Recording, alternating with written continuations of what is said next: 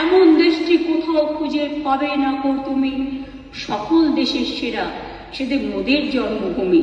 এই জন্মভূমিকে আপনারা প্রতিপালন করেছেন, জন্মেছেন এই মাটিতে।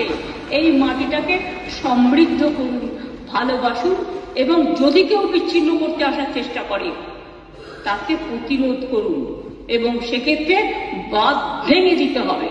আর যারা কেউ কেউ বলছে বিহার দখল করব, উড়িষ্যা দখল করব, আমি বলি ভাই ভালো থাকবেন, সুস্থ থাকবেন, সুন্দর থাকবেন, কিন্তু এত বড় হিম্মত আপনাদের কেন? কারো নেই যে বাংলা, বিহার, উড়িষ্যা সব নিয়ে নেবেন আর আমরা বসে বসে ললিপপ খাবো।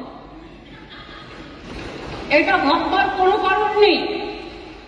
আমরা যথেষ্ট সচেতন নাগরিক এবং আমরা যথেষ্ট সক্রিয়, কিন্তু আমরা ধৈর্যের পরীক্ষা দিই। তার কারণ এটা আমরা রবীন্দ্রনাথ ঠাকুরের কাছে শিখেছি যে আগুনের পরশমণি ছোঁয়াও প্রাণী, এই জীবন পূর্ণ করো, এই জীবন পূর্ণ করো, এই জীবন পূর্ণ করো।